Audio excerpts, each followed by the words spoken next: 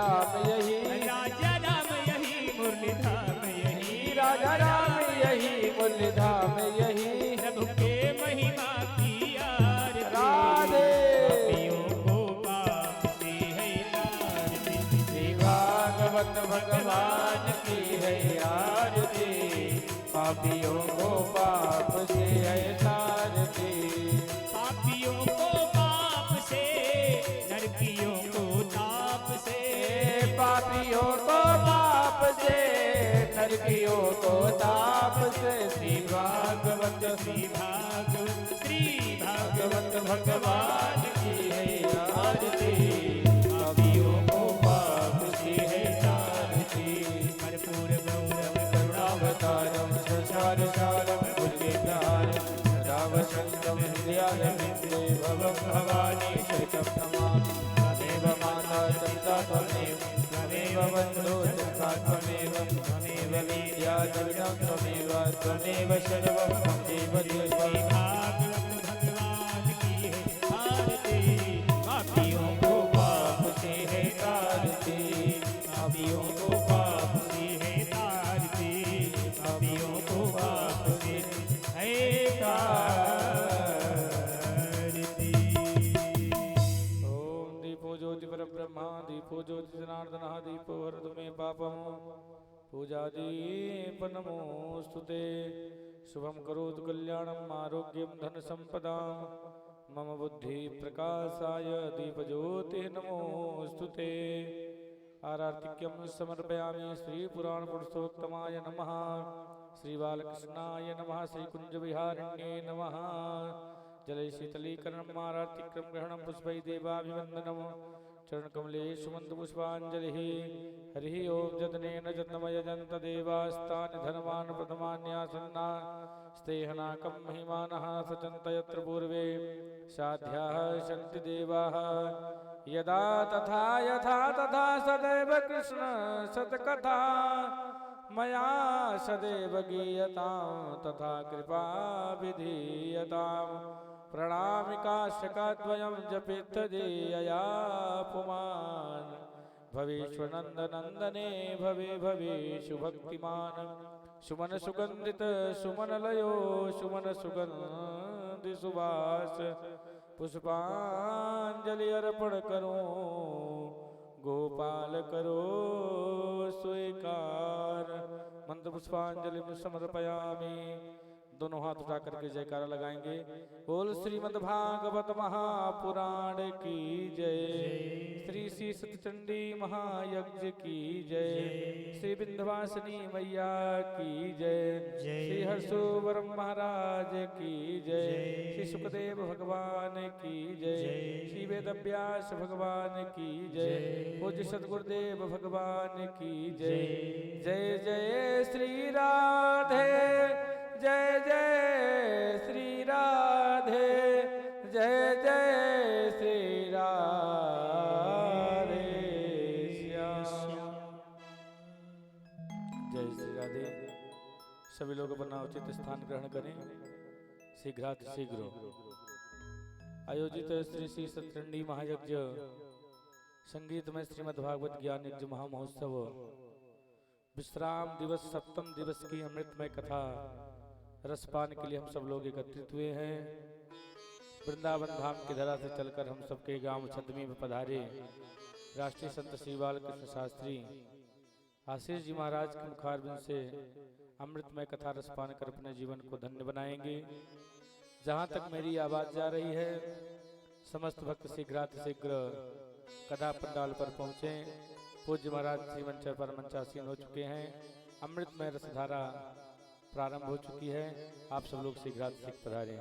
जय श्री राधे, जय श्री श्याम, जय श्री श्याम, जय श्रीमन नारायण।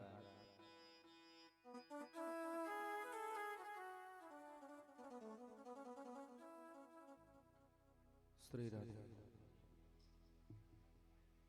श्री हरे, श्री राधे,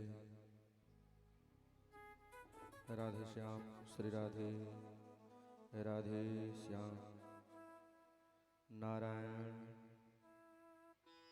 श्री हरि, नारायण,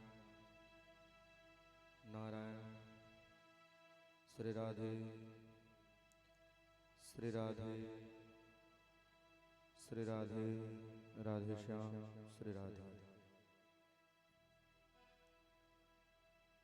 बोल वृंदावन बिहारी लाल की जय हो। श्रीमद्भागवत महापुराण की जय हो। श्री बाल कृष्ण भगवान की जय। जय जय श्री राधे।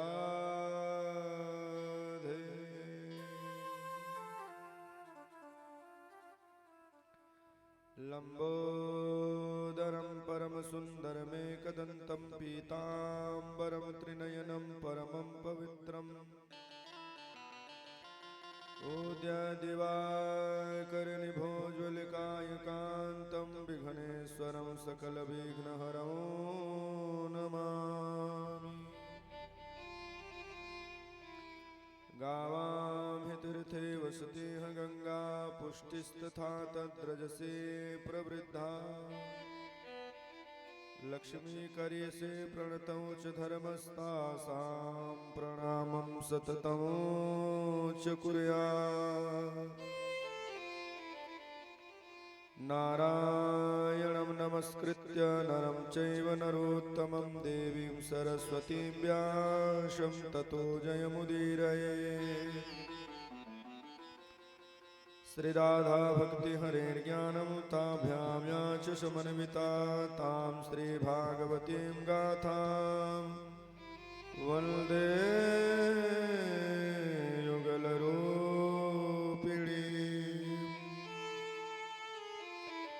तुलसी काननं यत्र यत्र पद्मवनानि च पुराणपठनं यत्र तत्र सन्निहितो हरिः। मूकं करोति वाचालं पङ्गुं लङ्घयते गिरिं यत्कृपातमहं वन्दे परमानन्दमाधवम्।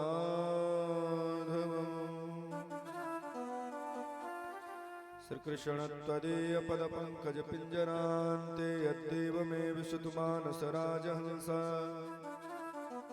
प्राणप्रयाणसमये कफवातपित्तैकण्ठावरोधनविधौ स्मरणं कुतस्ते। श्रीलक्ष्मीनाथ समारम्भां नाथयामुनिमध्यमाम्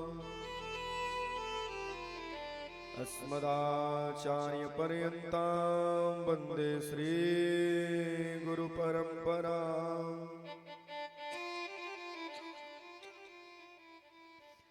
गर्गार्यवंशकलसाम्बुधिपूर्णचन्द्रं गोविन्दसूरिपदपङ्कजचञ्चरीकम् श्रीरामदेवतनुजं विनयोज्वलन्तं पुरुषोत्तमं गुरुवरं शरणं प्रपद्ये।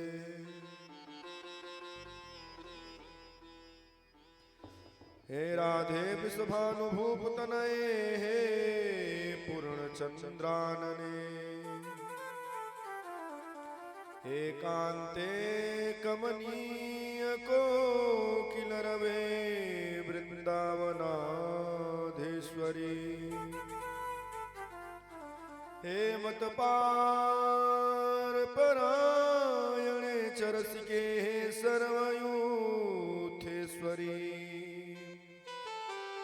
आगत्यं त्वरितं प्रतप्तमनसं मां दीनमानन्दय।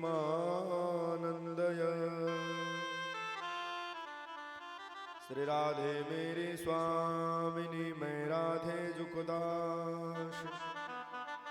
जन्म जन्म मोहि दीजियो श्री वृंदावन वास। श्री राधे मेरी माँ तू है पिता मेरे घनश्याम। इन दोनों के चरणों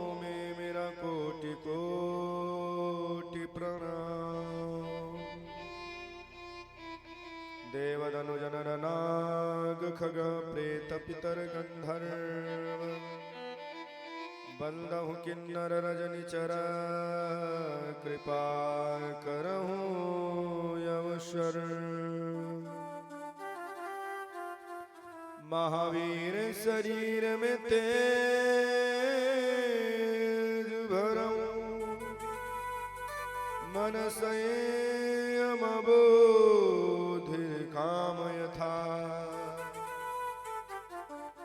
निर्भय विचरूं भूमंडल में अब ही मिल कीजिए ऐसी कृपा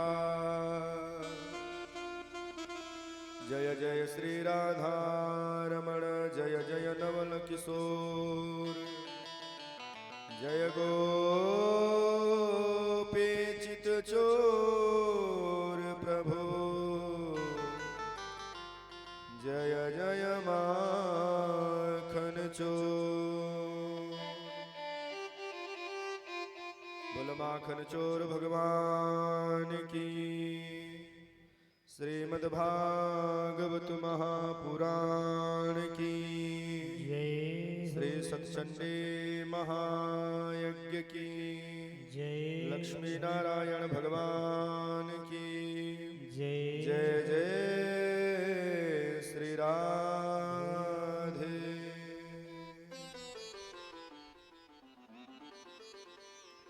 आइए बड़ी ही भावना से हम और आप श्रीमद् भागवत कथा ज्ञान यज्ञ महामहोत्सव के सप्तम दिवस यानी विराम दिवस की कथा में प्रवेश करें। उससे पूर्व मन वाणी को पवित्र करने के लिए 2 बार भगवान नाम का आश्रय लेंगे। तदुपरांत जैसी ठाकुर जी की इच्छा जैसे हमारे गोविंद की इच्छा। आइए बहुत ही भावना से भगवान के मंगलमय नामों का स्मरण करें। राम जी तुम बड़े दयालु हो, राम जी तुम बड़े दयालु हो, राम जी तुम बड़े दयालु हो, श्याम जी तुम बड़े दयालु हो, श्याम जी तुम बड़े दयालु हो, प्रभु जी तुम बड़े दयालु हो, प्रभु जी तुम बड़े दयालु हो, हरि जी तुम बड़े दयालु हो, हरि जी तुम बड़े दयालु हो, राम जी तुम बड़े दयालु हो, राम जी तुम बड़े दयालु हो, श्याम जी तुम बड़े कृपालु हो, श्याम जी तुम बड़े कृपालु हो।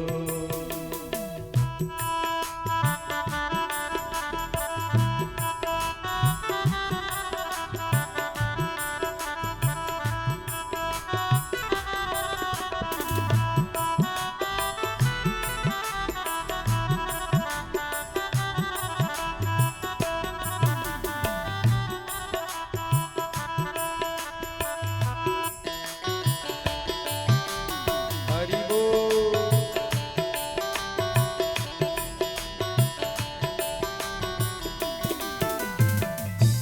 और ना कोई हमारा है, और ना कोई हमारा है, हमें एक तेरा सहारा है, हमें एक तेरा सहारा है, और ना कोई हमारा है, और ना कोई हमारा है, हमें एक तेरा सहारा है, हमें एक तेरा सहारा है।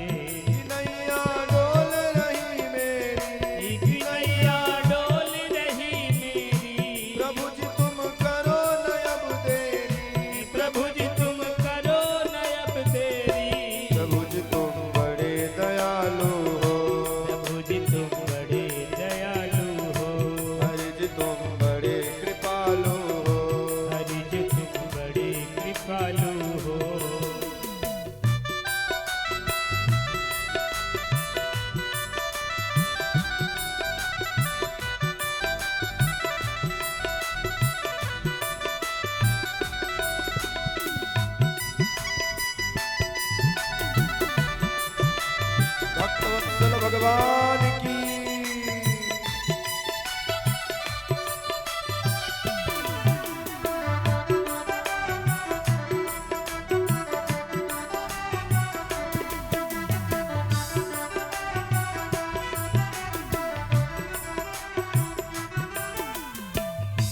तेरा यश गाया वेदों ने, तेरा यश गाया वेदों ने, पार नहीं पाया वेदों ने, पार नहीं पाया वेदों ने, तेरा यश गाया है वेदों ने, तेरा यश गाया है वेदों ने, पार नहीं पाया वेदों ने, पार नहीं पाया वेदों ने, फिर भी नित गाया वेदों ने, फिर भी नित जाया ने डोले, सदा ही धाया वेदों ने, सदा ही जाया में डोले।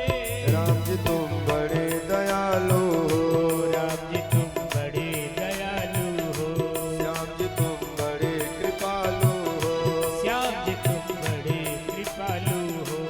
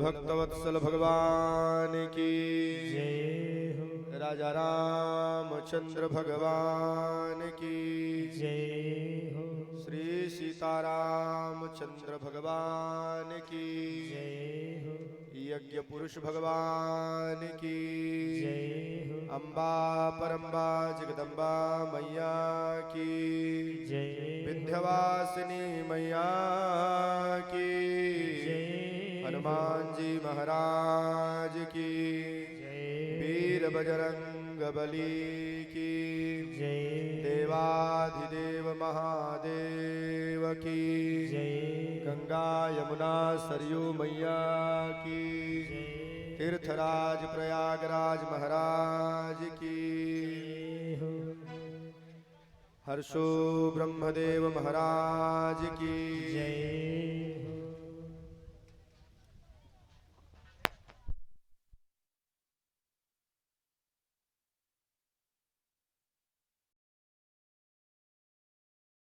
नमः।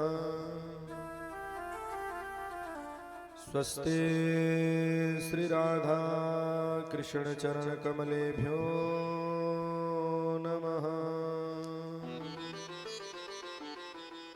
स्वस्ति श्रीमातृपितृगुरु चरण कमलेभ्यो नमः। श्रीमते रामानुजाय नमः। ॐ लंबोदरं परमसुन्दरमेकदन्तं पीताम्बरं त्रिनयनं परमं पवित्रम् उद्यदिवाकरनिभोज्वलकान्तिकान्तम् विघ्नेश्वरं सकलविघ्नहरं नमामि। देवदनुजनरनागखगप्रेतपितरगन्धर्व बन्धु किन्नर रजनिचर कृपाकरहु यम शरण। सिया राम मैं सब जग जानी करहु प्रणाम जोर जुग पानी। या देवी सर्वभूतेषु मातृरूपेण संस्थिता नमस्तस्यै नमस्तस्यै नमस्तस्यै नमो नमः। बोलंबे मातु की जगदम्बे मैया की विंध्यवासिनी मैया की श्रीमद्भागवत महापुराण की श्री सतचंडी महायज्ञ की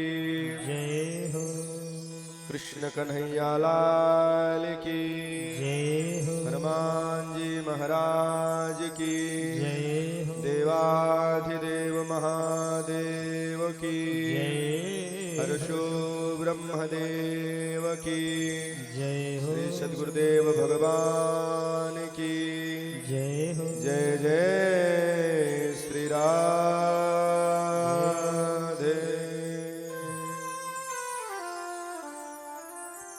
आइए दो बार भगवान नाम का आश्रय तदुपरांत कथा में प्रवेश करेंगे। तेरी मर्जी का मैं हूँ गुलाम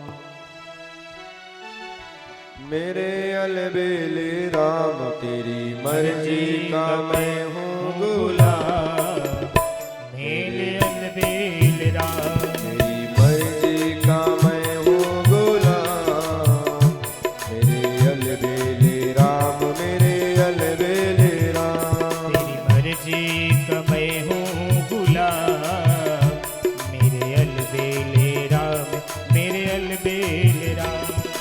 अलबेले राम मेरे मतवाले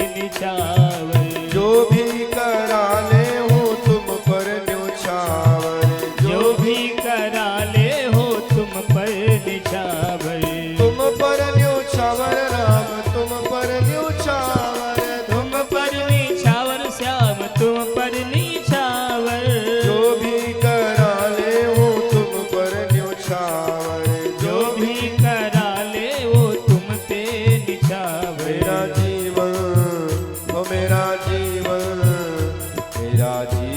भी है तेरे नाम मेरे अलबेले राम मेरे अलबेले राम मेरे अलबेले राम मेरे अलबेले राम ओ तेरी मर्जी का मैं हूँ गुलाम मेरे अलबेले राम मेरे अलबेले राम मेरे अलबेले राम मेरे अलबेले राम मेरे अलबेले राम मेरे मतवाले श्याम मेरे अलबेले राम मेरे मतवाले श्याम मेरे अलबेले राम मेरे मतवाले श्याम आओ श्याम जी कन्हैया नंद लाल जी मेरे प्राणों से प्यारे गोपाल जी आओ श्याम जी कन्हैया नंद लाल जी मेरे प्यारों से प्यारे गोपाल जी आओ श्याम जी कन्हैया नंद लाल जी मेरे प्राणों से प्यारे गोपाल जी आओ श्याम जी कन्हैया नंद लाल जी मेरे प्राणों से प्यारे गोपाल जी मेरे प्राणों से प्यारे गोपाल जी मेरे प्राणों से प्यारे गोपाल जी मेरे प्राणों से प्यारे नंदलाल जी मेरे प्राणों से प्यारे नंदलाल जी आओ श्याम जी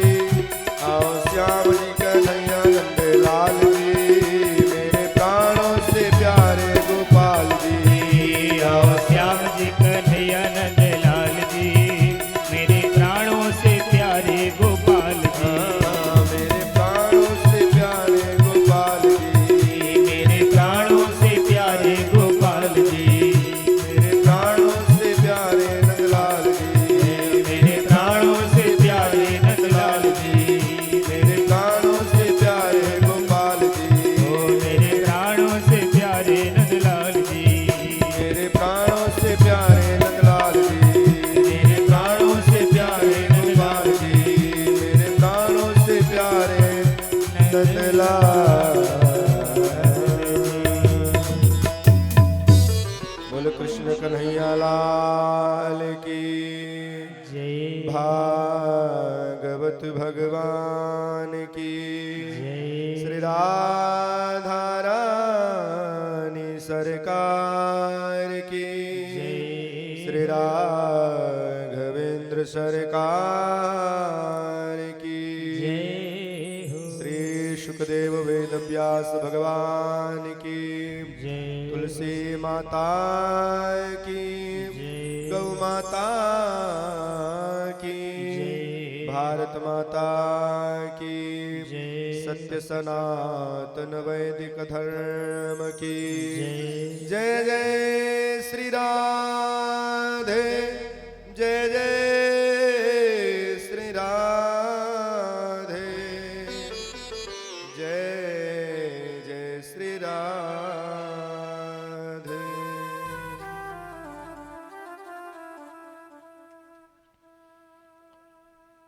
परम मंगलमय अखिल कोटि ब्रह्मांड नायक परात्पर अखिलेश्वर कारण करुणा वरुणालय भक्तवांछा कल्पतरु तड़ित विनंदित पीताम्बरधारी सर्वेश्वर प्रभु श्री बाल कृष्ण भगवान की वांगमयी प्रतिमूर्ति श्रीमद् भागवत महापुराण विराजमान समस्त संत विद्वतगण हरि संकीर्तनकार मंडली एवं भगवान की कथा का अवगाहन करने के लिए श्रवण पान करने के लिए गांव एवं सुदूर क्षेत्रों से भी पधारे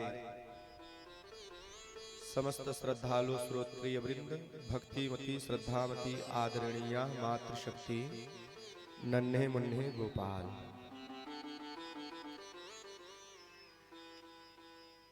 श्री विंध्यवासिनी मैया के पावन करुणामयी ममतामयी कृपामयी कृपा के फलस्वरूप श्री सतचंडी महायज्ञ एवं दिव्य श्रीमद् भागवत महापुराण की अमृतमय कथा, जिसका श्रवण पान करने के लिए बड़े ही श्रद्धावनत एवं विनयावनत भाव से हम और आप इस पावन से प्रांगण में समुपस्थित हुए हैं, विराजमान हुए हैं। प्रेम से बोलो राधे राधे।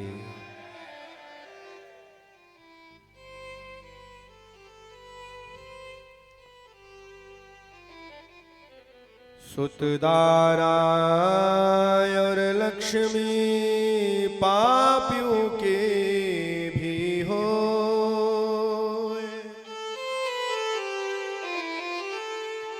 सत्संगत और हरि कथा तुलसी दुर्लभ दो।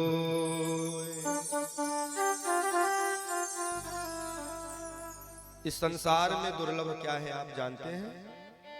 बोलो, बात नहीं करना बिल्कुल। आज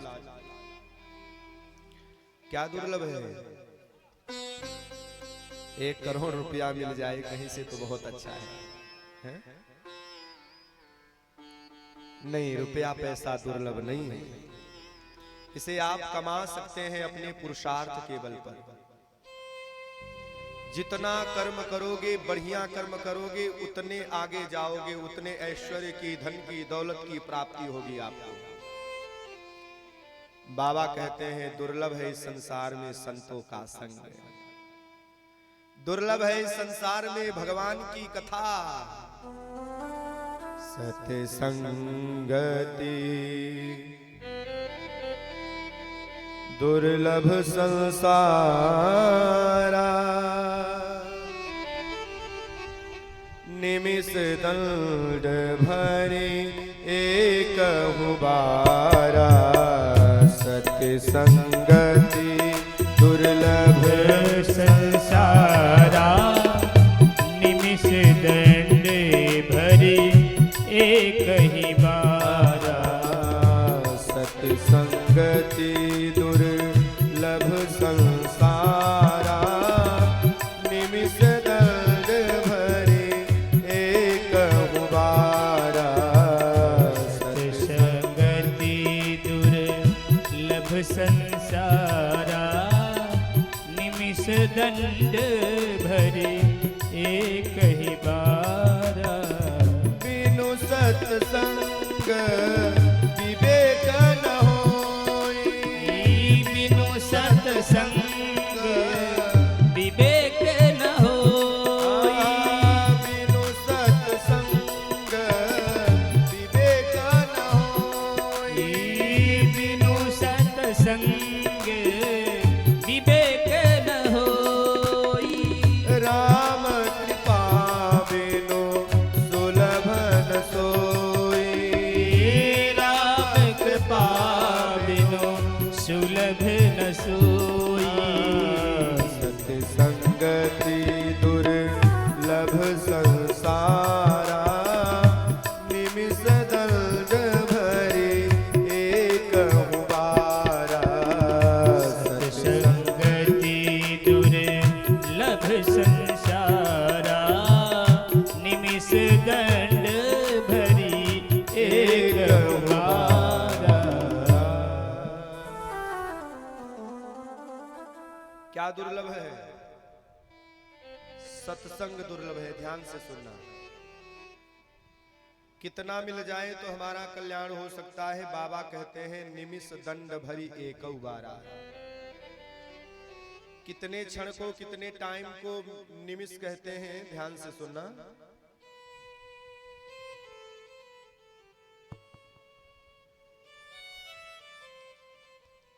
आपकी पलकें देखते समय अचानक से नीचे बैठती हैं और पुनः ऊपर उठ जाती हैं अनायास ही। अब जितने क्षण हमारी पलकें देखते देखते नीचे हों और नीचे होकर के एकदम ऊपर उठ जाए, अब कितना क्षण नीचे रहता है? उतने ही क्षण को निमिष कहते हैं। क्या कहते हैं? निमिष कहते हैं। कहते हैं अच्छे लोगों का, संतों का, भगवान की कथा का इतना भी हमें प्राप्त हो जाए तो हमारा कल्याण हो सकता है। निमिष दंड भरी एक बारा। और ये सत्संग राम कृपा बिनु सुलभ न सोई। बिना राम की कृपा के, भगवान की कृपा के, गुरु जी महाराज के आशीर्वाद के, पितरों के आशीर्वाद के बिना ये कथा संभव नहीं है। तो प्रेम से बोलो ना राधे राधे। ऐसा ही सौभाग्य आज हम सभी का प्राप्त हुआ है, जो निमिष भर नहीं 7 दिन तक लगातार हमको भगवान की लीला गुणानुवादों को श्रवण करने का सौभाग्य प्राप्त हो रहा है। हमसे बड़ा सौभाग्यशाली संसार में कौन होगा। और देखो आज भगवान भी, उनके भी सब्र का बांध आज टूट गया। नहीं, हम भी जाएंगे छत में हैं? अब सब भक्त न जाने कहां कहां से आ रहे हैं। भगवान कहते हैं हम ही क्यों रुके भैया, तो हम भी जाएंगे और दर्शन करके आएंगे छतमी के यज्ञ का। सो भगवान भी आए दर्शन करने के लिए, और दर्शन करके मेरे गोविंद गए। तो कहने का भाव यह है कि ये भी एक संयोग है। भगवान आते हैं, भगवान, उनके आने का और क्या परिचय। प्रथम दिन हम लोगों ने कलश यात्रा मनाई और भगवान ने 12 बजे रात्रि में पानी की वृष्टि कर दी और बता दिया कि देखो हम आ चुके हैं और आपका यज्ञ देखेंगे और यज्ञ देखने के बाद ही जाएंगे। आज मानो गोविंद जब पूर्णाहुति हुई ने तो देवता लोग थोड़े नाराज हुए। इतने सुंदर ग्रामवासी और इतने सुंदर ग्रामवासियों की श्रद्धा, इतनी सुंदर विश्वास, ऐसी शरणागति, ऐसा आत्मनिवेदन, मनुष्यों की क्या कहें, हम आचार्यों की क्या कहें, जो अतिथिगण आए हैं उनकी क्या कहें। देवता भी कह रहे हैं भैया हमारा भी जाने का मन नहीं है, हम भी यहीं पर रुकना चाहते हैं।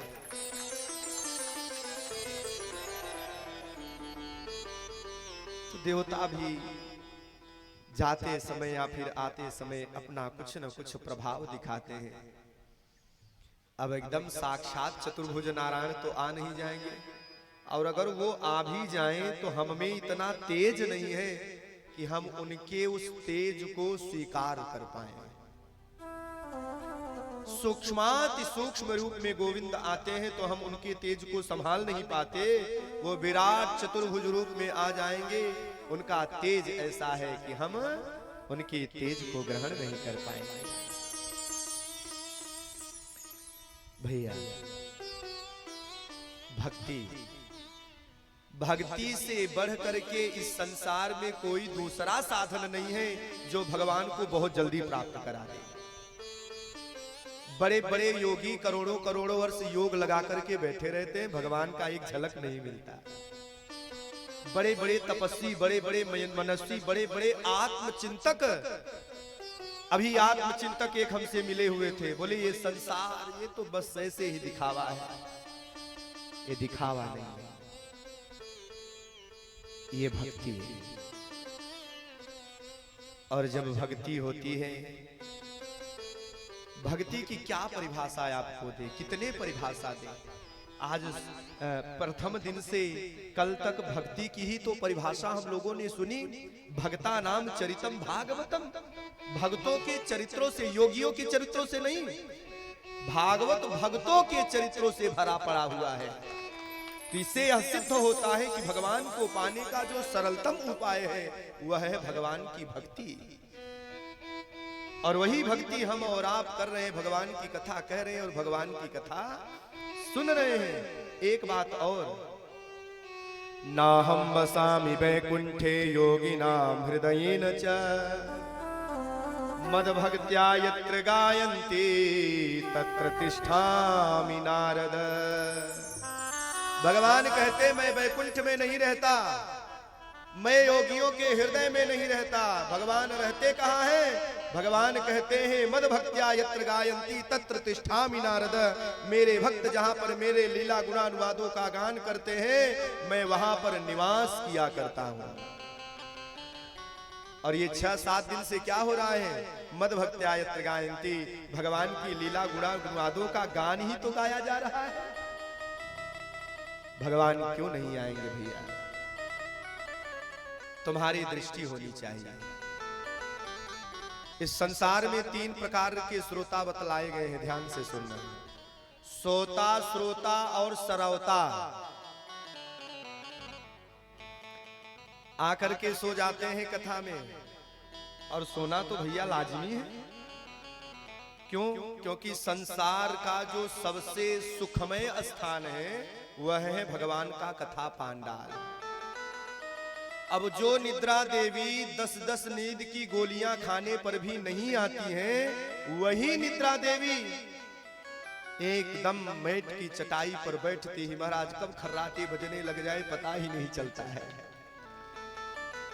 ये सुख है, ये जीवन का आनंद है, यही वास्तविक सुख है। और देखो 10,000 के गद्दे पर जो नींद नहीं आती वह एक 5 रुपए की मेटी पर चटाई पर आ जाता है। इसका मतलब ये है यही संसार का सबसे सुखमय स्थान है, सबसे आनंदित स्थान है, जहां पर भगवान की कथा हुआ करती है। मद भक्त्या यत्र गायन्ति तत्र तिष्ठामि नारद। और दूसरे कैटेगरी के लोग होते हैं सरवता, जो भगवान की कथा सुनने नहीं कमियां ढूंढने आते हैं। देखो तो सही क्या कमी है। एक कथा व्यास जी ने छोड़ दी क्या हमें लगता है? अरे ये कथा ऐसी नहीं, ये कथा तो ऐसी लिखी है। अरे जैसी कथा लिखी है वैसी कथा बताने लगेंगे तो तुम्हारे पल्ले ही नहीं पड़ेगा। और ऐसी कथा का क्या गान करना जो श्रोताओं के पल्ले न पड़े। वहां तो वेदव्यास जी महाराज ने लिख दिया है, दृष्टांत कुशलो धीराहा वक्ता कार्योति निष्प्रिय। अब हम वेदांत का वाचन करने लग जाएं तो कहे कोई वेदांती बैठा है जो हमारे वेदांत की परिभाषा को समझेगा? नहीं समझ पाएगा।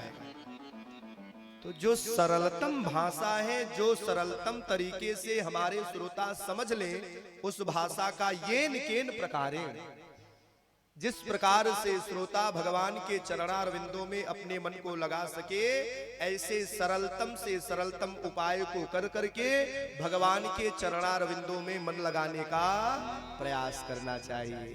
बोलो राधे राधे। और देखो भैया, ज्ञान और वैराग्य का उद्गम भक्ति से ही हुआ है। आधार नहीं रहेगा, मां नहीं रहेगी तो बेटे कहां से रहेंगे? रहेंगे? बिना मां के बेटा होता है क्या? तो सुन लो भैया सरवताओं, बिना मां के बेटे नहीं होते, बिना भक्ति के ज्ञान वैराग्य नहीं होता है। और इसलिए जब कहीं जाना, अच्छे स्थान पर भगवान की कथाओं में, यज्ञादि कर्म में जाना, तो किसी को हतोत्साहित करने का प्रयास मत करना, उसे उत्साहित करने का प्रयास करना।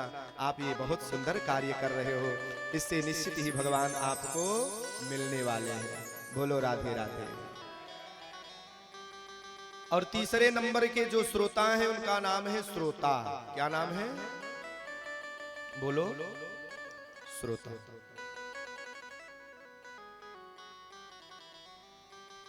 जो प्रेम से आकर के भगवान की कथा को श्रवण करते हैं, टिप्पणी नहीं लगाते, कैसा टेंट लगवाया है, कैसी व्यवस्था कराई है, कैसी लाइटिंग लगाई है, या फिर व्यास जी महाराज कैसे हैं, या फिर श्रोता कैसे हैं, या फिर यहाँ की व्यवस्था कैसी है। ऐसे लोग केवल भगवान की कथा श्रवण करने के लिए आते हैं, टिप्पणी करने के लिए नहीं आते हैं। बोलो राधे राधे। और जान लो, सोता और सरवता को भगवान नहीं मिलते, भगवान मिलते हैं तो केवल सच्चे श्रोता को मिलते हैं। इसलिए सच्चे श्रोता बन करके इस संसार का जो बहुत सरलतम उपाय है भगवान को प्राप्त करने का, भगवत भक्ति, उसे करने का प्रयास करना चाहिए। बोलो राधे राधे। अच्छा, कल हम लोगों ने क्या मनाया था? विवाह मनाया था। किसके साथ हुआ विवाह? द्वारिकाधीश के साथ, मैया रुक्मणी का। ये द्वारिकाधीश जानते हैं आप, नारायण है, और मैया रुक्मणी लक्ष्मी की स्वरूपा है।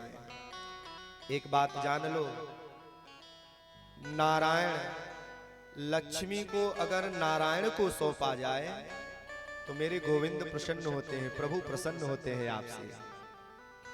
और अगर आप नहीं सौंपोगे, नहीं दोगे, तो जिस प्रकार से कुंडिनपुर से भगवान मैया रुक्मणी को हरण करके द्वारिका लाए, उसी प्रकार से आपसे भी हरण करके भगवान लेकर के चले जाएंगे। आप जानते हो लक्ष्मी को क्या मानने में सुख है? क्या मानते हो लक्ष्मी को? मां। और क्या मानते हो? कुछ लोग बेटी भी मानते हैं। क्या मानते हैं? बेटी। और हमें लगता है कि आप लोगों ने 7 दिन से मैया लक्ष्मी को बेटी के रूप में पूजा है। किसके रूप में? बेटी के रूप में। कुछ लोग लक्ष्मीपति बनने का प्रयास करते हैं। खबरदार, सावधान हो जाओ। लक्ष्मी को मां बना सकते हो, लक्ष्मी को बिटिया बना सकते हो। कहीं अगर आपने लक्ष्मी को पत्नी बनाने का प्रयास किया तो भगवान आपको रोडपति बनाने में देरी नहीं करेंगे। क्या समझ में आ रही है बात? लक्ष्मी को बेटी बनाओगे तो कहां दोगे? है इस संसार का ऐसा कोई बाप जो अपनी बिटिया का विवाह एक शराबी के साथ करना चाहे? है इस संसार का ऐसा कोई बाप जो अपनी बिटिया का विवाह जुआरी के साथ करना चाहे? है इस संसार का ऐसा कोई बाप जो अपनी बिटिया का विवाह गलत मार्ग का अनुसरण करने वाले इंसान के साथ करना चाहे? नहीं है। तो जब अपनी लक्ष्मी को बिटिया मान करके पूजोगे तो इस लक्ष्मी से ऑर्केस्ट्रा नहीं, इस लक्ष्मी से फिर आप सतचंडी महायज्ञ एवं भागवत की कथा करवाओगे। क्या करवाओगे? सतचंडी महायज्ञ एवं भागवत की कथा। 7 दिन से लगातार लक्ष्मी रूपी बिटिया का कन्यादान यज्ञ पुरुष नारायण के साथ और भगवान के ही स्वरूप भागवत भगवान के साथ किया जा रहा है। 1-1 रुपया कार्ड छपाने से लेकर के ब्राह्मणों की विदाई तक जितना भी पैसा खर्च होगा, चाहे वो डीजल में हो, चाहे वो टेंट में हो, चाहे वो लाइट में हो, चाहे वो साउंड में हो, चाहे वो कैमरा में हो, चाहे भक्तों के प्रसाद में हो, जो भी आपको व्यवस्था लगती है, 1-1 रुपया लक्ष्मी रूपी बिटिया का कन्यादान नारायण के साथ किया जा रहा है। और सुख तो तब होता है जब अपनी लक्ष्मी रूपी बिटिया का कन्यादान नारायण के साथ कर दिया जाए। और भी साधन है आपको अपनी बिटिया का विवाह करने का। जैसे गरीब नारायण की सेवा कर दो, जो भूखे हैं भूखों को भोजन करा दे, वो भी नारायण के ही स्वरूप हैं। ऐसी बिटिया का विवाह करने में सहयोग कर दो जिसका पिता बेटी का विवाह करने में सामर्थ्यवान नहीं है। आप कुछ आहुति कर दो दान की, जीवन में आनंद होता है। तो कल अपनी लक्ष्मी रूपी बिटिया का कन्यादान हम लोगों ने नारायण के साथ किया है।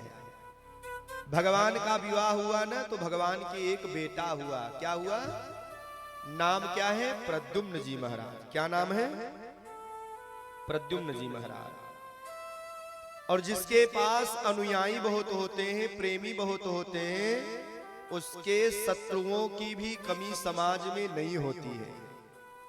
अगर आपके मित्र बहुत हैं तो आपके शत्रु भी बहुत होंगे। भगवान के प्रेमी बहुत हैं तो भगवान के शत्रुओं की भी कमी नहीं है। भगवान का एक शत्रु है जिसका नाम है शंबरासुर। क्या नाम है? शंबरासुर। अभी 6 दिन के प्रद्युम्न जी महाराज हैं, हरण कर लिया प्रद्युम्न का सूतिका गृह से, और हरण करके लेकर के गया। समुद्र के रास्ते चला जा रहा था और बीच से ही प्रद्युम्न जी महाराज को समुद्र में फेंक दिया मारने की इच्छा से। उसी समय भगवत इच्छा से एक बहुत बड़ी मछली आकाश की तरफ मुख करके हवा ले रही थी, खड़ी हुई थी फैला करके मुख। प्रद्युम्न जी महाराज आकाश मार्ग से आए, मछली के मुख में होते हुए सीधे पेट में चले गए।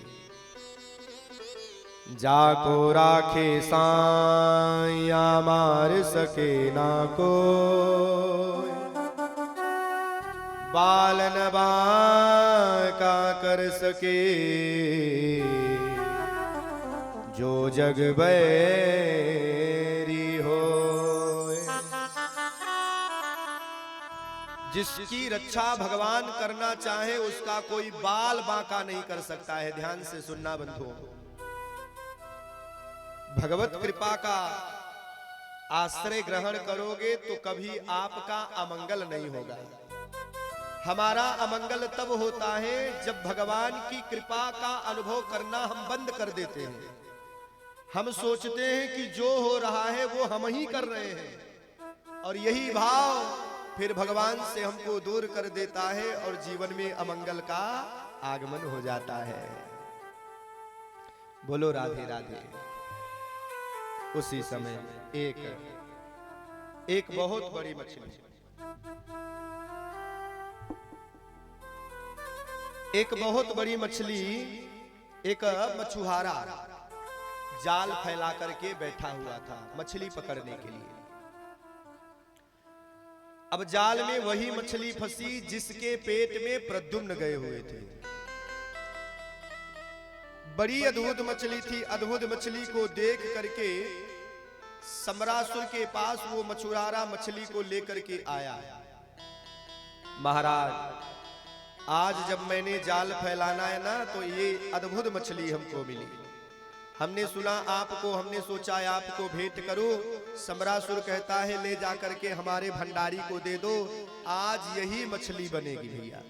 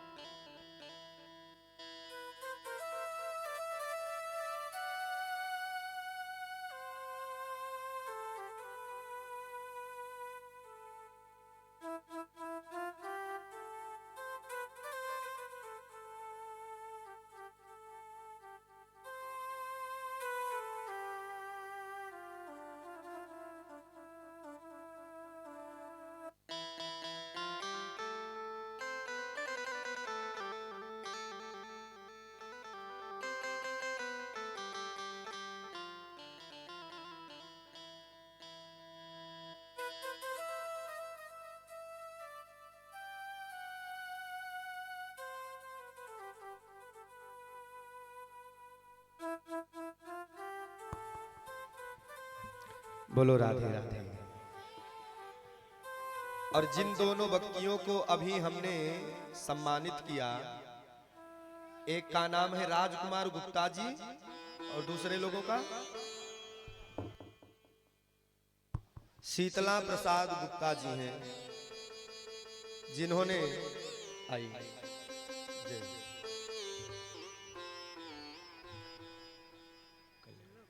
अरे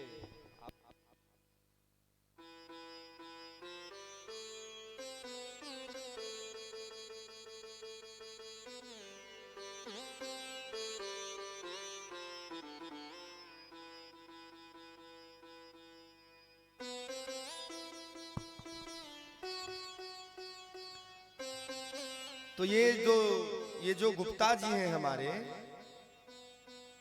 इन्होंने खूब सेवा करी है। ध्यान से सुनना, पैसे की सेवा आप दे सकते हो, परंतु धन्य होते हैं वो लोग जो तन का सेवा करते हैं। तन पवित्र सेवा करे, धन पवित्र करे दान, और मन पवित्र हरि भजन सो होत त्रिविध कल्याण।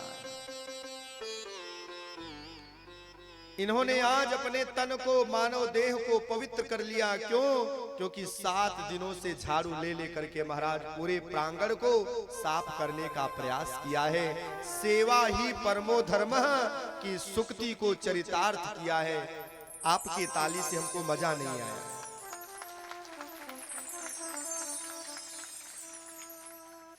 तो आपके लिए हमारा आशीर्वाद है। अभी हम बाद में विश्राम में आपको सम्मानित करते, चलो कोई बात नहीं, बीच में ही आ गया।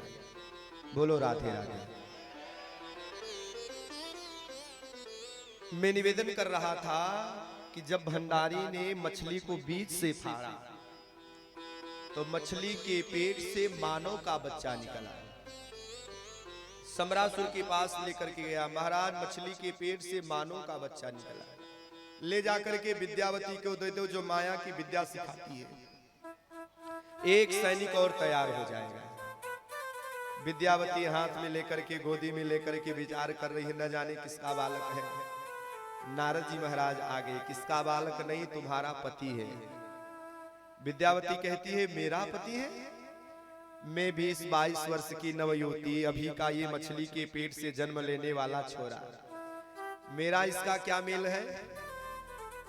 नारद जी महाराज कहते हैं आप जानती नहीं हो, लगता है आप भूल गई हो। पिछले जन्म की आप रति और पिछले जन्म के ये कामदेव जी महाराज।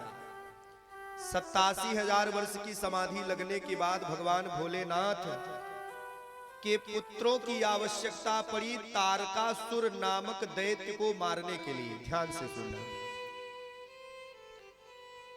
तो देवताओं ने काम का सहारा लिया। काम ने जैसे ही अपने प्रभाव को भगवान भोलेनाथ के ऊपर छोड़ा, भगवान भोलेनाथ का तीसरा नेत्र खुल गया और काम जल करके भस्म हो गया। मैया रति आई रोती हुई, आपने हमको विधवा बना दिया। भगवान भोलेनाथ ने कहा हमने विधवा नहीं बनाया, अपने कर्म के कारण ये मारे गए। अब तुम्हें पता होना चाहिए मेरे हृदय में सदैव राम रमण करते हैं। कौन रमण करता है? और जहां राम तह काम नहीं, जहां काम नहीं रहा। जहां राम रहते हैं वहां काम नहीं रह सकता, और जहां काम रहता है वहां मेरे राम नहीं रह सकते। मेरी क्रोधाग्नि में जल करके भस्म हो गया, मैं क्या करूं? न चाहते हुए भी तुम्हें विधवा बनना पड़ा। अच्छा चिंता न करो, मेरा आशीर्वाद है, अंग तो इसका जल गया, कामदेव रहेगा वो भी बिना अंग का। नाम ही पड़ गया काम का अनंग, जो बिना अंग का वह है अनंग। काम दिखाई देता है क्या किसी को? देखा हो तो बताओ। परंतु प्रभावित सबको कर देता है। बिना अंग का वो काम एक अनुभूति ही तो है, अनुभव ही तो है, जो प्रभावित सबको कर दिया करता है। महाराज कृष्ण तनय हुई हई पति तोरा, बचन यल था होई न मोरा।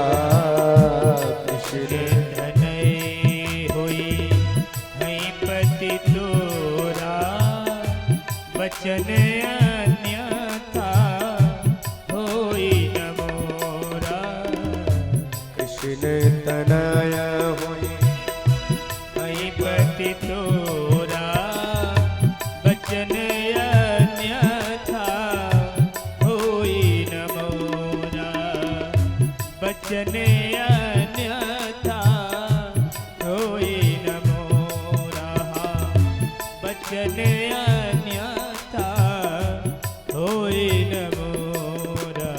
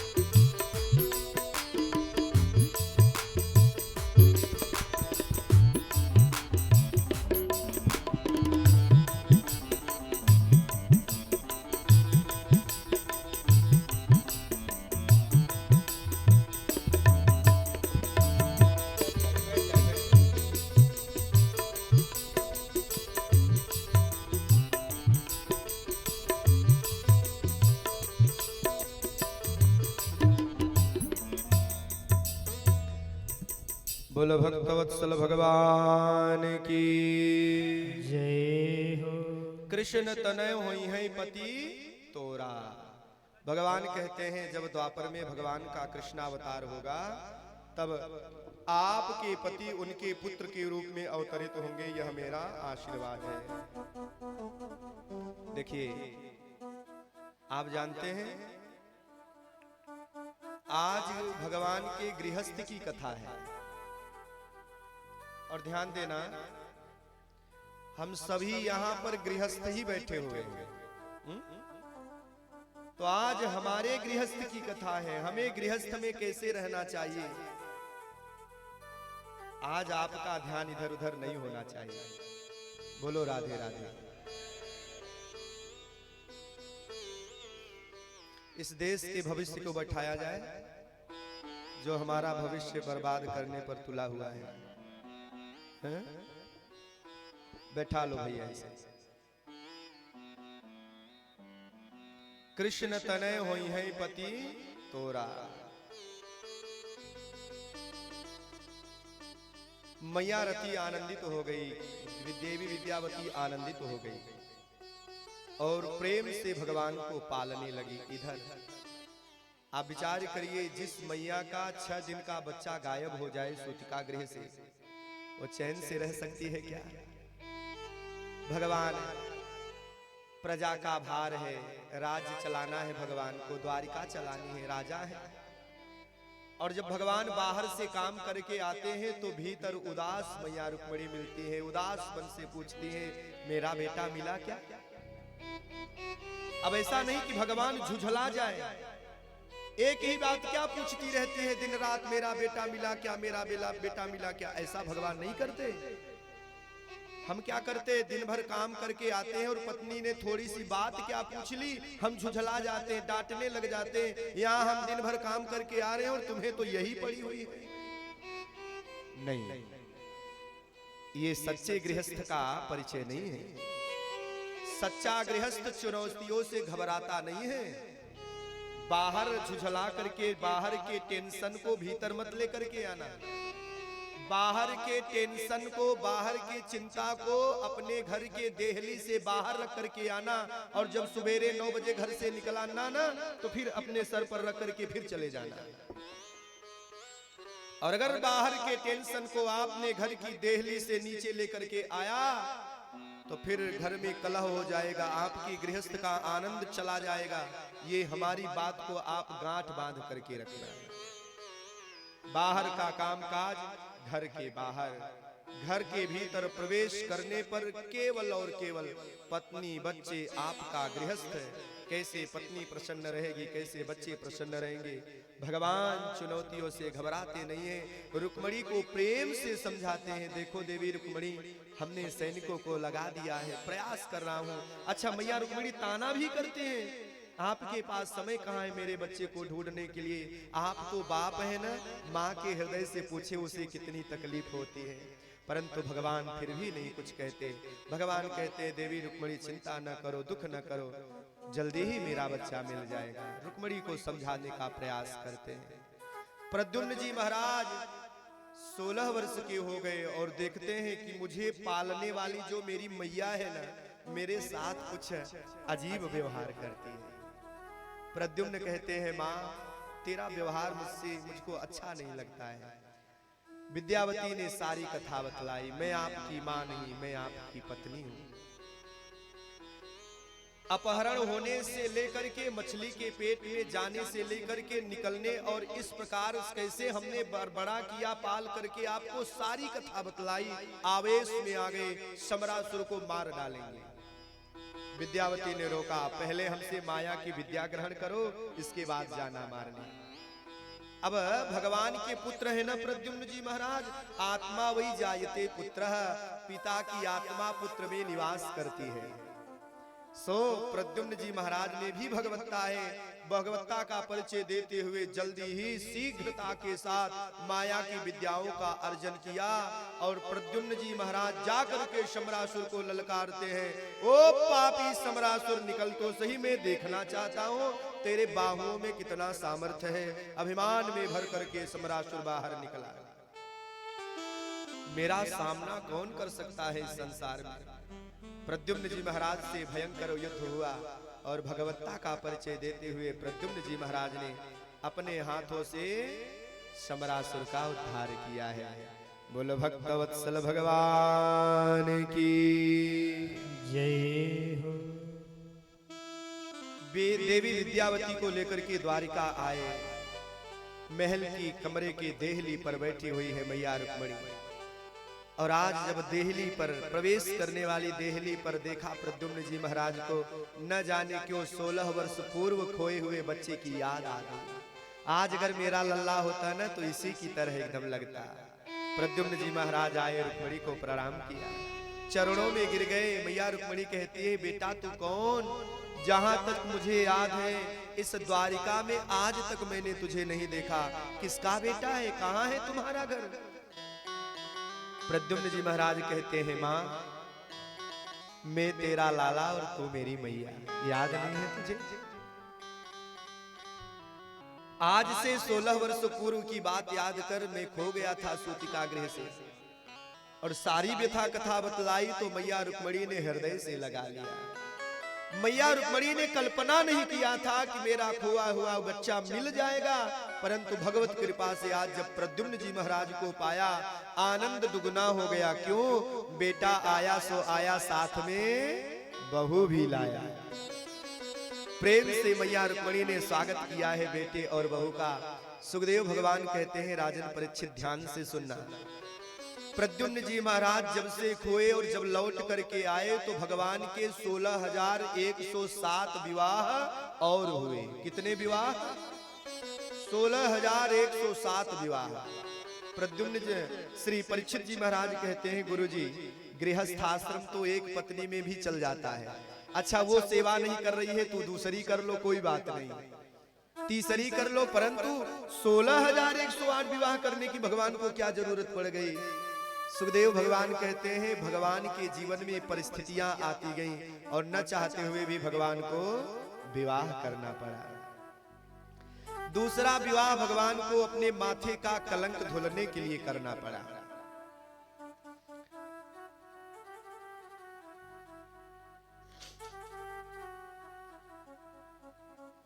देखो इस कथा को जो श्रद्धा से सुनता है ना, उसे निष्कलंक कलंक नहीं लगता।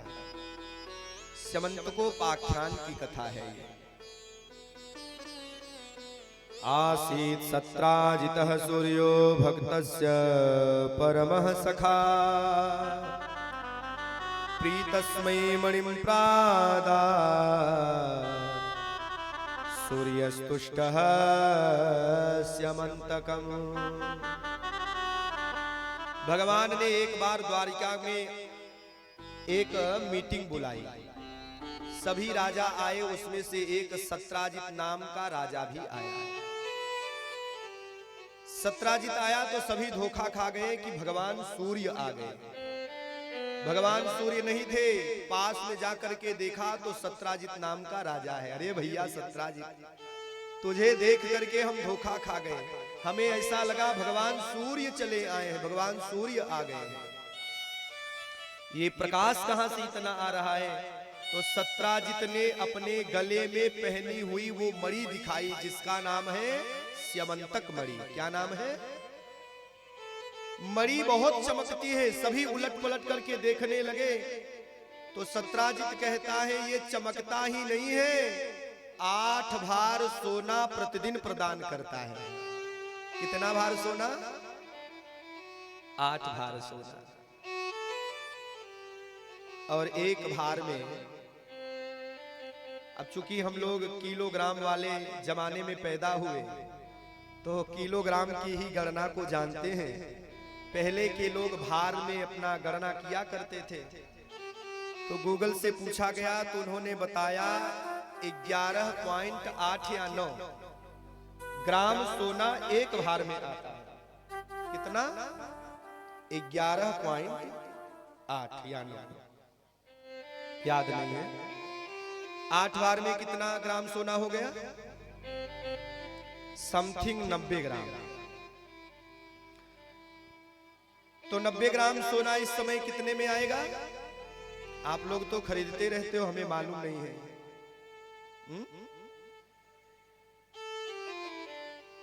कितने में है? 62 में, 5 लाख में, 5 लाख में आएगा। 5 लाख रुपए का सोना प्रतिदिन प्रदान करता है।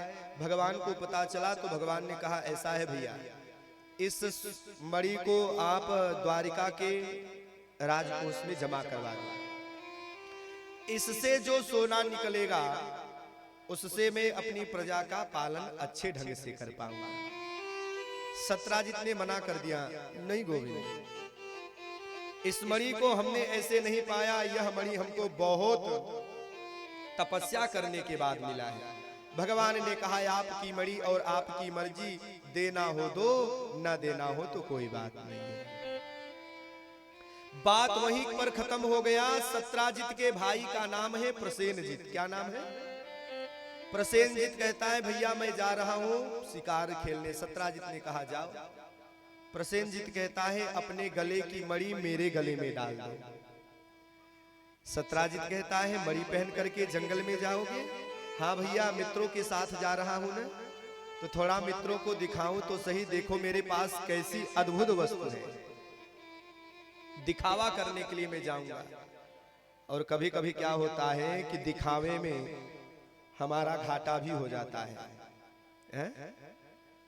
अब सोने की चेन डाल रखी है और दिखाई नहीं पड़ रहा है, तो पता लगा चेन को उठाया और शर्ट के बाहर कर लिया है? और किसी चैन स्नेकर की नजर पड़ गई। चैन स्नेकर की नजर पड़ी। रात में आप सोए थक करके बारात में नाचने के बाद, और चैन स्नेकर ने आपको ताड़ रखा था कि कब ये सोए और कब मैं चैन खींच करके भागूं। सो सवेरे उदास मुख लेकर के बैठे हैं। किसी ने पूछा भैया क्या हुआ? अभी परसों ही 2.5 लाख का चैन बनवाया। न जाने किस चैन स्नेकर की नजर पड़ गई, रात में महाराज खींच करके लेकर चला गया। 1-2 वर्ष पहन लेता तो शांति मिलती, परसों ही बनवाया। अब प्रसेनजित दिखावा करने के लिए चला, जंगल में गया तो सूर्य उस मणि की चमक देख करके एक शेर ने उस पर धावा बोल दिया, मार डाला। मणि लेकर के चला, शेर को एक रीछ ने मार दिया, वह मणि लेकर के चला गया। 1 दिन बीता, 2 दिन बीता, 3 दिन बीता और पूरे 5 दिन निकल गए। कितने दिन निकल गए? सत्राजित ने ऐसे ही अपनी पत्नी से कहा लगता है उस दिन मैं गया था कन्हैया के यहाँ, मणि देख करके कन्हैया ने हमसे मणि मांगी और हमने नहीं दिया। मेरा भैया ठीक उसके दूसरे दिन मणि पहन करके गया, हमें लगता है कन्हैया ने उसे मार करके मणि चुरा ली है। सत्राजित ने केवल अपनी पत्नी से कहा, पत्नी ने अपनी सखी से कहा, सखी ने अपनी सखी से कहा, उस सखी ने अपनी सखी से कहा, उस सखी ने अपनी सखी से कहा। करणे करणे जपन जना, कानो कानो होती हुई बात कन्हैया के कानों तक आ गई। माताओं के हृदय में कोई बात बहुत जल्दी पच नहीं सकता है? अब मंदिर गई है उदास मन लेकर के, अरे क्या हो गया? पति ने कहा इस बात को देखना, किसी से बताना नहीं, बहुत गुप्त बात है। अब उस बात का बोझ उनके हृदय में है, मस्तक पर चढ़ा हुआ है।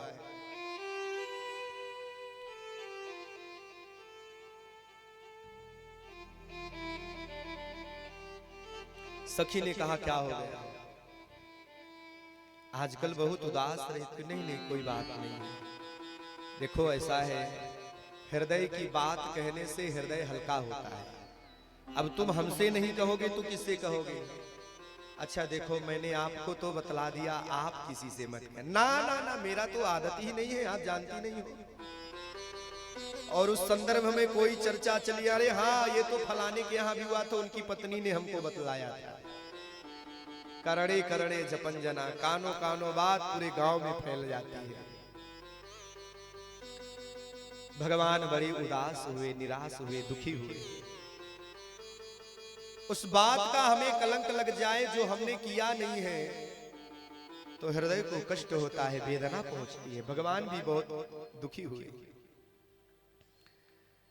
परंतु भगवान करें क्या, भगवान के सामने कोई नहीं कहता। द्वारिका में 2-4 लोग बैठे न, जहां तहां तो केवल यही चर्चा हो। बताओ, द्वारिकाधीश कन्हैया ने ऐसा किया। अब जब राज्य का राजा ऐसा होगा तो प्रजा कैसी होगी। सब जगह यही चर्चा चल रहा है और सामने बोलने की किसी की हिम्मत नहीं है। एक दिन भगवान कहीं जा रहे थे, बीच में दाऊ भैया मिले, भगवान को रोका, रुक कन्हैया। भगवान रुक गए। दाऊ भैया क्या हो गया? भगवान कहते, कन्हैया आजकल द्वारिका में मैं क्या चर्चा सुन रहा हूँ।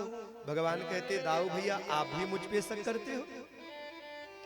दाऊ भैया ने कहा, कन्हैया मैं तुझ पे शक न करूं इसका एक कारण बता दे। तेरे द्वारिका में किस बात की कमी है, वैभव की कमी है क्या? तुझे सत्राजित से मणि मांगने की क्या जरूरत थी? और जिस दिन तूने मणि मांगी ठीक दूसरे दिन उसका भाई गायब हो गया। सो शक तेरे पर ही जाता है।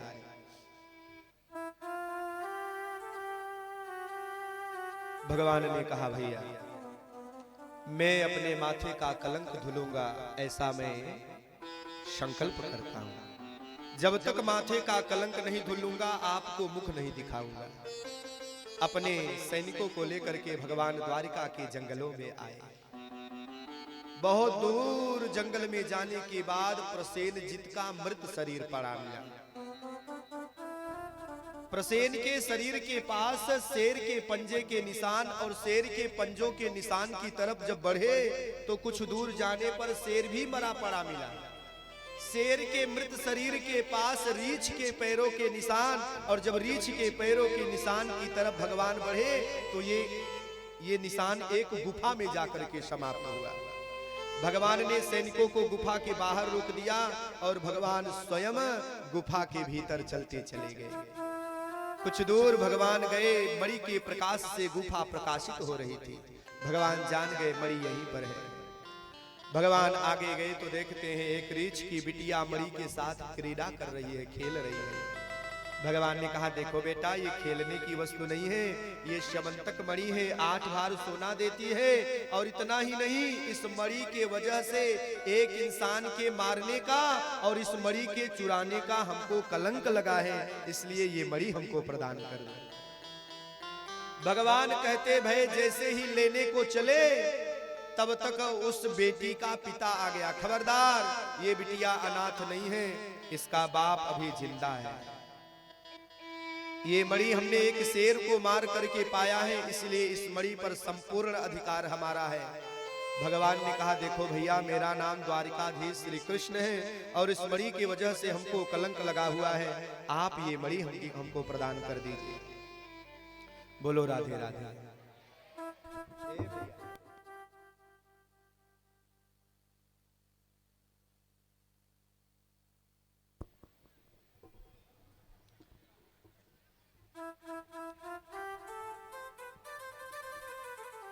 कल अभी सब माताएं आएंगी, भंडारा में आएंगी ना, कल बांट दीजिएगा। ऐसी कोई जरूरी नहीं है, फिर बांट दीजिएगा बाद में, बहुत डिस्टर्ब हो रहा है। बोलो राधे राधे।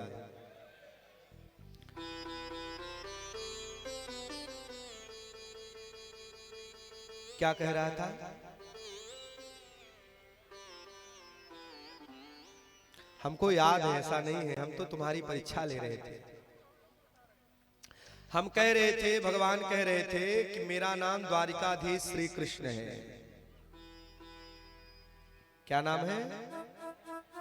इस मणि की वजह से हमको कलंक लगा हुआ है, मणि प्रदान कर दो। रीछ कहता है नहीं दूंगा, भगवान ने कहा लूंगा। नहीं दूंगा और लूंगा में भयंकर युद्ध हुआ, मल्ल युद्ध हो गया। कितने दिनों तक? 27 दिनों तक लगातार युद्ध हुआ। कितने दिनों तक? 28वें दिन रीछ की नस नस ढीली पड़ गई, पसीने पसीने हो गया, भगवान के श्री चरणों में साष्टांग लेट गया। बोलो राजा रामचंद्र भगवान की जय हो। मेरे राम जी, जय हो मेरे राम जी, जय हो मेरे अवधनेश भगवान। मैं आपको पहचान गया, आप ही मेरे अवध नरेश हैं, आप ही मेरे राजा राम हैं और मेरे मनोरथ को पूर्ण करने के लिए आए हैं, मैं आपको पहचान गया। परीक्षित जी महाराज कहते हैं, गुरुजी 28 दिन पूर्व भगवान ने अपना परिचय बताया, मैं द्वारिकाधीश श्री कृष्ण हूँ। द्वारिकाधीश श्री कृष्ण को ये रीछ राम कह करके पुकार रहा है, इसका क्या भेद है? भगवान कहते हैं, बात ऐसी है कि ये रीछ कोई और नहीं, ये रीछ स्वयं जामवंत जी महाराज है। कौन है? और जब भगवान रावण आदि शत्रुओं का संहार करके अयोध्या के नरेश बने, एक दिन भगवान ने अपने सहयोगियों की सभा बुलाई। अब जैसे ये कथा होने के बाद आप भी अपने सहयोगियों की सभा बुलाना और सबका धन्यवाद करना, थैंक यू बोलना, सबको शुक्रिया करना, जिन्होंने आपका सहयोग किया है तन मन धन से, आपके सहयोग से ये कार्यक्रम हुआ है। भगवान कहते हैं, अगर आप लोगों का सहयोग न मिलता तो मैं कभी न जीत पाता, इसलिए मेरी प्रसन्नता के लिए आप मुझसे कुछ मांगो, मैं दूंगा तो हृदय में शांति मिलेगी।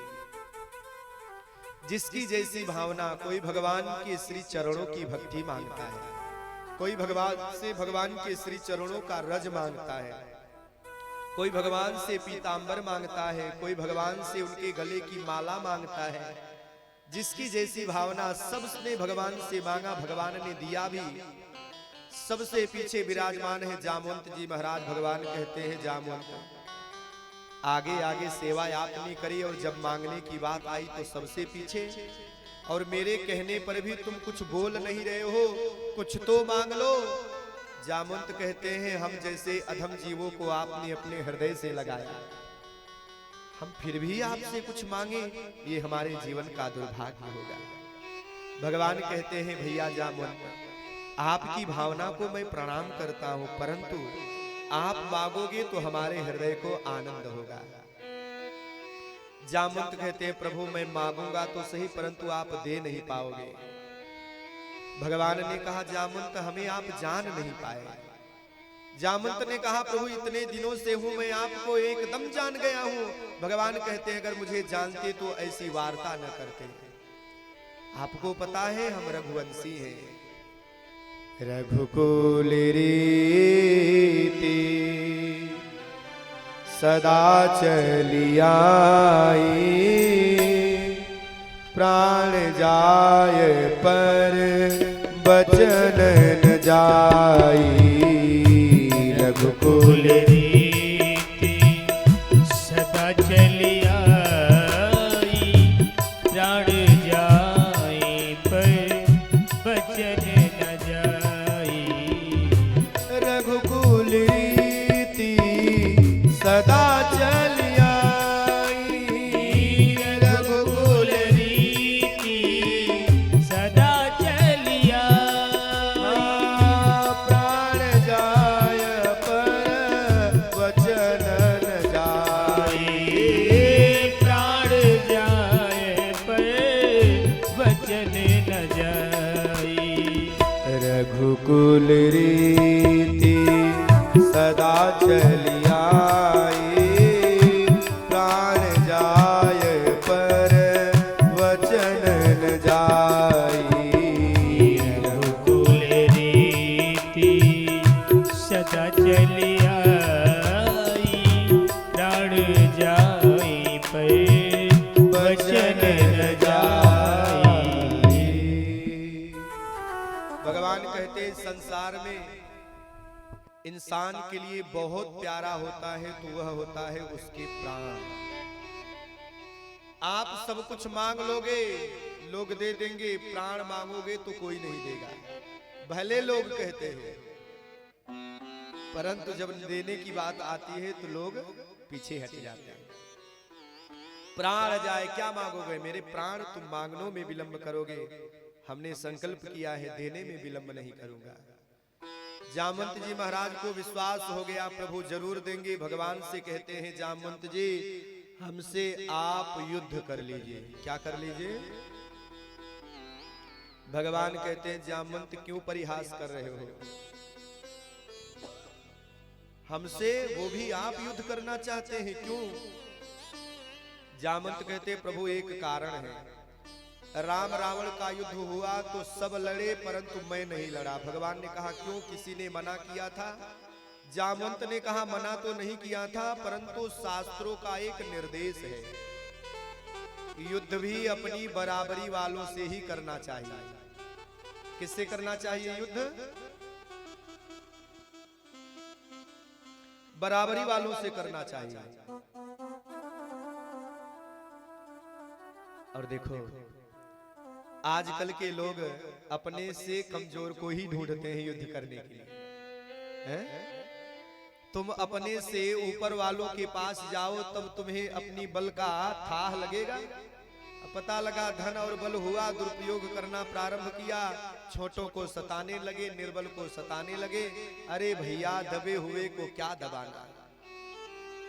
जामवंत जी महाराज कहते हैं मेरी बराबरी का रावण की तरफ से कोई योद्धा ही नहीं था, इतने बलवान है जामवंत। एक था वह स्वयं रावण था, और रावण को अगर मैं मार देता ना तो आज जो आपकी कीर्ति सारे संसार में फैल रही है, यश फैल रहा है, आपकी कीर्ति का पताका फहरा रहा है। रावण को किसने मारा? छोटे बच्चे से भी पूछोगे तो कहेगा राम ने मारा। किसने मारा? इसलिए मैंने आपके लिए रावण को छोड़ दिया, परंतु जो लड़ने की इच्छा है ना हृदय में ही रह गई।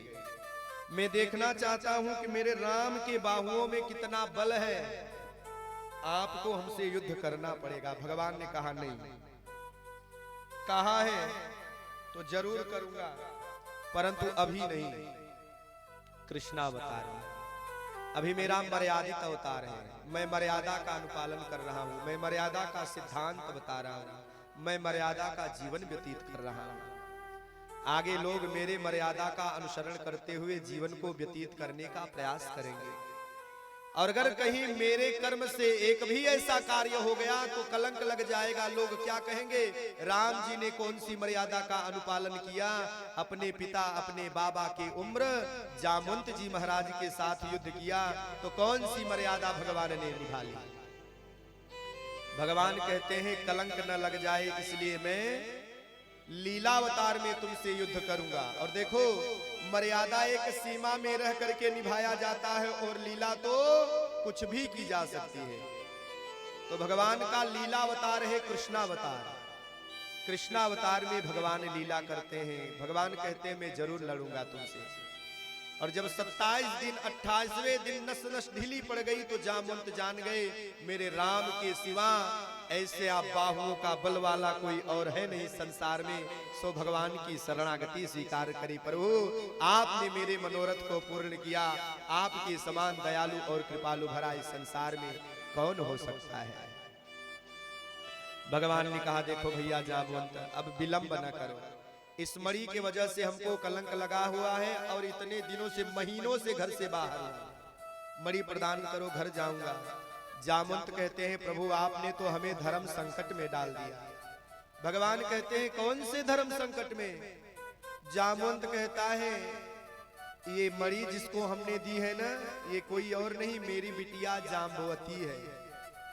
और हमने ऐसा सुना है कथाओं में बेटी को दिया हुआ धन वापस नहीं लिया जाता है। लिया जाता है क्या?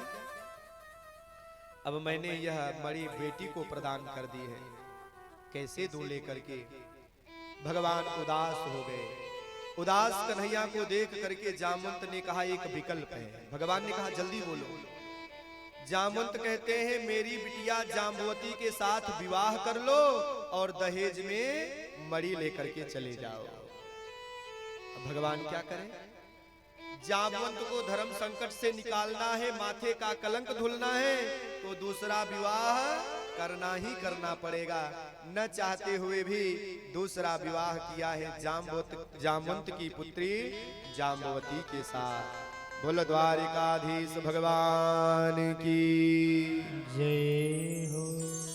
भगवान आए और सत्राजित को बुलाया। भैया सत्राजित ये तुम्हारी मणि है, मैंने तुम्हारे भाई को नहीं मारा, तेरे भाई को एक शेर ने मारा, शेर को एक रीछ ने मारा। भगवान ने सारी कथा सुनाई। लो ये मणि ले लो, और ध्यान रखना, बिना किसी बात के विषय में जाने हमें कोई बात अपने मुख से, कोई वाणी, कोई शब्द अपने मुख से नहीं निकालना चाहिए। हम बिना जाने कुछ भी बोल देते हैं, हमें मालूम नहीं रहता, बिना जाने बोल देते हैं। शब्दों को परखे बिना ही हम बोल देते हैं। क्यों बोल देते हैं? क्योंकि हमारी आदत हो गई है बोलने की। क्या हो गई है? पहले के लोग जरूरत से बोलते थे, आज हम आदत से बोलते हैं। और जब जरूरत से बोलोगे ना तो बहुत नाप करके बोलोगे, तौल करके बोलोगे, और जब आदत से बोलोगे तो कुछ भी बोल दोगे। आप अपने वाणी के गांभीर्य को मरते दम तक नहीं परख पाओगे कि मुझे बोलना क्या चाहिए। यही शब्द है भैया, बंदूक से निकली हुई गोली और मुख से बोली हुई गोली बोली घाव करके ही वापस लौटता है, प्रहार करके ही वापस लौटता है, ऐसे नहीं लौटता है। इसलिए एक बार बोलने से पहले 100 बार विचार करो कि मैं बोल क्या रहा हूं। ऐसी वाणी बोलिए मन का आपा खोए, औरन को शीतल करे आपहु शीतल हो। सत्राजित बहुत शर्मिंदा हुआ। जिस दिन से मणि लेकर के आया है बहुत लज्जित रहता है। पत्नी ने कहा क्या हो गया, आजकल आप बहुत उदास रहते हो, न बाहर निकलते हो, न मन से खाते हो, न मन से नींद भर सोते हो, आखिर बात क्या है? सत्राजित ने कहा देवी मैंने कन्हैया को निष्कलंक रहते हुए भी कलंक लगाया, मेरे समान अपराधी कौन होगा? उसकी पत्नी ने कहा देखो ऐसा है, चिंता करने से कोई बात बनती नहीं है, उस बात को